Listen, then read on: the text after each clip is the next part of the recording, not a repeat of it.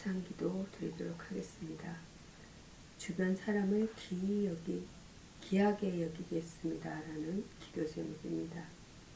요한일서 4장 7절 사랑하는 자들아 우리가 서로 사랑하자. 사랑은 하나님께 속한 것이니 사랑하는 자마다 하나님으로부터 나서 하나님을 알고. 사랑의 하나님 아버지, 오늘도 밝은 아침을 주심에 감사합니다. 나에게 사랑하는 사람들을 주심에 감사합니다. 그리고 그들에게 사랑받게 하심을 감사합니다. 나에게 짓게 할 가족 있게 하시고 아픔을 나눌 친구를 허락하시며 함께 일할 동료를 주심에 감사합니다. 내 주변에 있는 모든 사람들이 나에게 이렇게 귀한 사람들임을 오늘도 기억하게 하시고 더 많은 사람들을 내 인생의 소중한 동반자로 만들 수 있도록 사랑의 마음으로 대하고 공들이게 하소서. 주님을 대하듯 그들을 대접하게 하소서. 오늘 나에게 쌓여진 수많은 업무들 위해 손을 얹고 기도합니다. 이 일들을 잘 마치게 하소서. 거저 때우는 것이 아니라 좋은 열매를 얻을 수 있는 축복을 허락하소서. 오늘 하루를 주님께 맡겨드립니다. 내가 지켜야 할 사람들로 힘을 얻어 오늘도 일합니다. 오늘도 멋진 하루 되게 하소서. 주님을 사랑합니다. 죽기까지 나를 사랑하시는 예수 그리스도의 이름으로 기도합니다. 아멘. 사도신경으로 주예배를 드리겠습니다. 전능하사 천지를 만드신 하나님 아버지를 내가 믿사오며 그 외아들 우리 주 예수 그리스도를 믿사오니 이는 성령으로 잉태하사 동명녀 마리아에게 나시고 본디오 빌라도에게 고난을 받으사 십자가에 못 박혀 죽으시고 장사한 지 사흘 만에 죽은 자 가운데서 다시 살아나시며 하늘에 오르사 전능하신 하나님 우편에 앉아 계시다가 저리로서 산자와 죽은 자들 심판하러 오시리라. 성령을 믿사오며 거룩한 공회와 성도가 서로 교통하는 것과 죄를 사하여 주시는 것과 몸이 다시 사는 것과 영원히 사는 것을 믿사옵나이다. 아멘. 오늘의 본 말씀은 시편입니다. 시편에 앞서서 이사야서를 보도록 하겠습니다.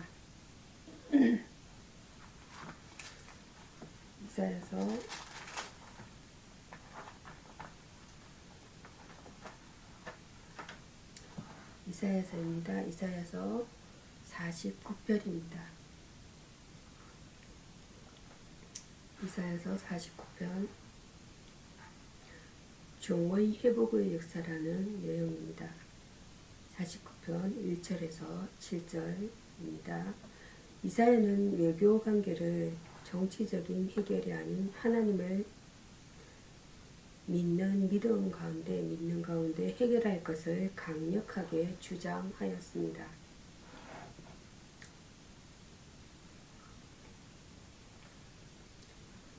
이사야가 예언하는 하나님의 종입니다.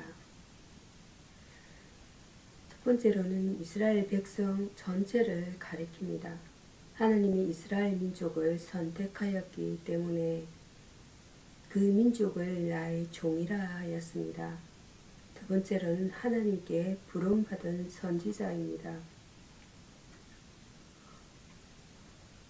세 번째로는 메시아 그분이 하나님의 종입니다. 하나님의 종은 예수 그리스도이십니다. 예수는 하나님의 고귀한 아들입니다. 죄악 가운데 있는 인생을 영원히 해방할 구원자이시다라는 말씀입니다. 하나님의 종을 통한 회복의 역사입니다. 첫 번째로 메시아간 회복입니다. 4절입니다. 예수 그리스도는 십자가에서 생명을 버림으로 부활로서 생명을 다시 얻었습니다. 이것이 참된 회복입니다. 두 번째로는 하나님은 이스라엘을 바벨론 포로에서 하나님의 종들을 통하여 해방하여 해방시켜 주십니다.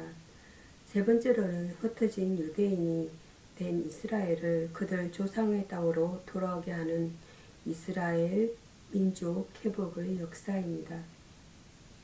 나그네 된 하나님의 종의 사명입니다. 하나님의 종은 세상을 향해 보내심을 받은 자들입니다. 하나님의 종은 세상에 대하여 빛이요 소금입니다. 세상에 흩어진 나그네 생활을 하지만 선민의 사명을 망각해서는 안 됩니다. 나그네 된 하나님의 종은 자신들의 바른 신앙생활을 통하여 불신자들에게 본이 되어 천국을 소개하고 천국을 회복해야 할 것입니다.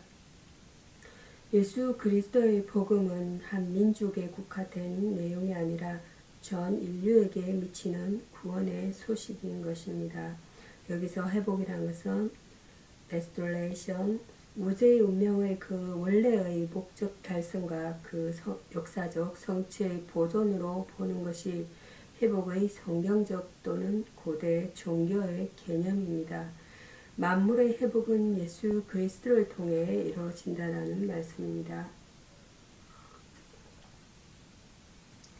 다음은 시편입니다. 시편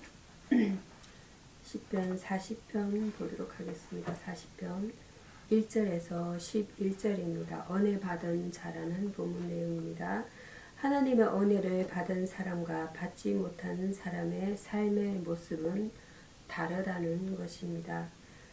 찬송하며 산다라는 말씀입니다. 새 노래는 구원 얻은 자가 구원의 새 경험으로 인해 부르는 노래입니다.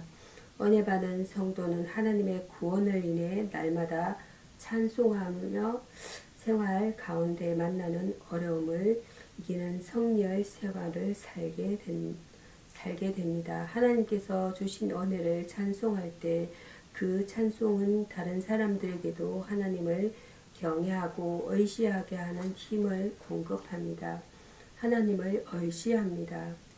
하나님을 의지하는 자는 겸손한 자입니다. 자신의 겸손을 낮추는 사람이 하나님을 의지하고 하나님께 도움을 구합니다. 그러나 교만한 자와 거짓에 치우치는 자는 하나님을 의지하지 않고 자신의 힘이나 술수를 의지합니다. 하나님의 은혜를 받은 성도는 자신의 무력을 깨닫기 때문에 다윗처럼 온전히 하나님만 의지하게 됩니다. 말씀 중심의 생활을 합니다. 성경에는 우리의 나아갈 길과 방향이 제시되어 있습니다. 의문이 나고 갈 길을 알지 못할 때 성경을 찾으면 하나님께서는 성경을 통해 우리에게 길을 가르쳐 주십니다. 본문에서 다윗도 나를 가리켜 거룩한 것이 두루마리 책에 있나이다 라고 고백하고 있습니다. 성경은 등불이요 안내자인 것입니다. 그 안에 있으면 항상 안전합니다. 은혜 받은 성도는 감사와 기쁨이 넘치는 생활을 합니다. 그 마음에 하나님을 모시고 살기 때문인 것입니다. 은혜라는 것은 카리스, 은혜는 하나님께서 그분의 멀어진 피조물을 하나도 공을 들이지 않는 행위를 통하여 구원해 주시는 것을 의미합니다. 이 은혜는 언약을 통해 나타났으며 예수 그리스도를 통해 성취가 되었습니다. 다음은 구약 성경입니다. 구약 성경 고린도전서입니다. 고린도전서 1장입니다. 하나님의 뜻을 따라 1장 1절에서 9절 본문 내용입니다. 하나님의 뜻을 이루는 첫째 되는 내용은 하나님의 부르심을 입는 일입니다. 또 그것을 아는 일입니다. 바울의 부르심입니다. 1절입니다. 바울이 사도로 부르심을 받은 것은 자기 뜻이나 주변의 권유나 재능에 따른 것이 아니라 오로지 예수께 직접 받은 명령 때문이었습니다. 그래서 핍박자였던 그가 담대히 사도라고 말할 수 있는 근거가 되었던 것입니다. 오늘의 목회자들이 담대히 부르심을 이번 정거를 내놓을 수 있어야 자신과 성도들에게 떳떳하게 설 수가 있는 것입니다. 교회의 세우신 2절입니다. 교회는 크든 작든 누가 세웠든 하나님의 교회인 것입니다. 하나님의 뜻에 따라 교회가 세워졌다라는 말씀입니다. 이것은 교회에 대한 하나님의 온전한 주권이 있음을 의미합니다. 따라서 그 봉사자도 하나님의 뜻을 쫓아 봉사해야 한다는 말씀입니다. 하나님의 거룩하심에 쫓아서 하나님의 종된 교회도 마땅히 거룩해야 합니다. 성도의 부르심 2절입니다. 성도도 부르심 가운데 성도가 되는 것입니다. 그러므로 교회는 사도의 가르침과 부르심을 입은 성도의 모임이 되어야 완전해집니다. 하나님의 뜻을 따라 교회가 온전해 가기까지는 많은 희생이 뒤따른다는 말씀입니다. 부르심 입은 성도들이 예수의 이름을 믿고 은혜와 평강 가운데 감사히 봉사할 때에 하나님의 온전한 뜻이 이루어지게 됩니다. 세상의 모든 일들이 하나님의 뜻에 따라 행할 때 문제가 없습니다.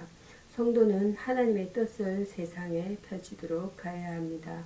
그래서 하나님의 뜻은 God's will, 이 우주 안에서 발생하는 모든 일들은 다 하나님의 결정적인 뜻 안에서 일어나고 있습니다. 또한 그가 일어나기를 원하시는 의도적인 뜻, 의향이 있습니다. 다음은 신약성경 요한복음 말씀 전해드리겠습니다. 요한복음 1장 1절에서 5절 요한이 깨달은 예수라는 본문 내용입니다. 요한은 예수께서 하나님과 함께한 분임을 알았습니다. 요한은 예수를 다음과 같이 증거합니다. 요한은 예수를 영원하신 하나님으로 보았습니다. 1절입니다. 요한은 예수께서 태초에 만물을 창조하셨고 그것들에 대해 모든 것을 알고 계심을 알았습니다. 이것은 예수께서 영원 전에 계셨음을 가르쳐 주고 있습니다. 예수께서는 영원히 계시는 하나님 자신이시다라는 말씀입니다. 요한은 이 예수께서 우리에게 오셨고 그래서 하나님의 말씀이 성취되었다고 선언을 하였습니다. 요한은 예수를 창조주로 보았습니다. 3절입니다.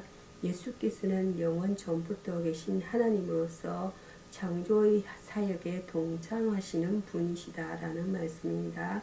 그는 아무것도 없는 것에서 말씀으로 만물을 지으셨습니다.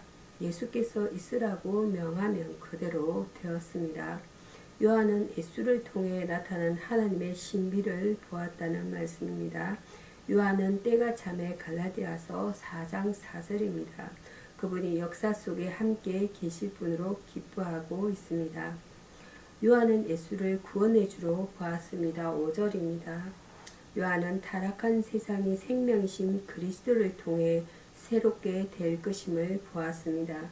생명을 잃어버린 세상은 생명을 창조하신 분의 뜻대로 순종할 때 구원을 얻게 된다는 말씀입니다. 그 구원은 빛 앞에 자신을 감추지 않고 드러내는 것이었습니다. 그러나 세상은 예수께서 이 땅에 생명의 빛으로 오셨지만 알지 못하고 자신의 일에만 매어 있었습니다. 요한이 깨달은 예수는 영원하신 하나님이요 창조주요 구원주인 것입니다. 우리도 이러한 신앙을 소유해야 한다는 말씀입니다. 깨달은 것은 understanding, 이치를 생각하던 끝에 환히 알게 됨을 뜻합니다. 기독교적 깨달음은 주의 말씀을 묵상하며 기도하며 말씀에 귀를 기울일 때 하나님께서 계시해 주심으로 가능하다는 말씀입니다. 기도하시겠습니다. 선하심과 인자하심이 영원하신 하나님, 죄 많은 저를 천국의 백성으로 삼아주신 것을 감사드립니다. 구원의 감격을 잃고 타성에 젖어 신앙생활에 온 저를 용서하여 주옵소서.